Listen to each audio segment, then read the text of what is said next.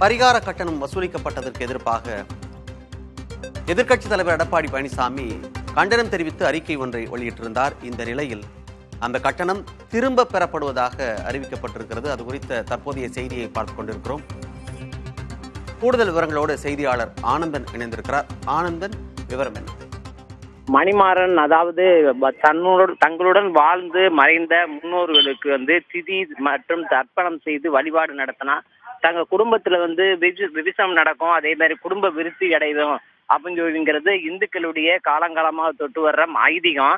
இதனை விட்டு ராமேஸ்வரத்துக்கு தினசரி தமிழகம் மட்டும் இல்லாம உலகத்திலிருந்து ஏராளமான பகுதிகள், அதாவது உலகத்தில் உள்ள பல்வேறு மாநிலங்களிலும் தினசரி ஆயிரக்கணக்கான ராமேஸ்வரம் அக்னி தீர்த்த கடலில் நீராடி விட்டு அதாவது முன்னோர்களுக்கு திதி செய்வது வழக்கம்.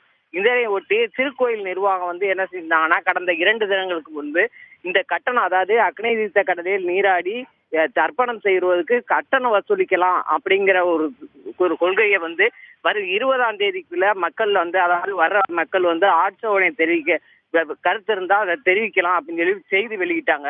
ஆனா தற்போது, அதாவது சற்று முன்பு எந்த நிர்வாகத்தினுடைய காரணங்களுக்காக அந்த கட்டணம் வசூலுவதை தற்காலிகமாக நிறுத்தப்பட்டதாக திருக்கோயில் நிர்வாகம் தற்போது அறிவித்திருக்காங்க. மணிமாறன், இது வெளியூர் பக்தர்கள் மற்றும் உள்ளூர் பக்தர்களுடைய ஒரு மகிழ்ச்சியான ஒரு வரவேற்பை அளித்திருக்குன்னு சொல்லலாம். மணிமாறன், விவரங்களை கொடுத்தமைக்கு நன்றி ஆனந்தன்.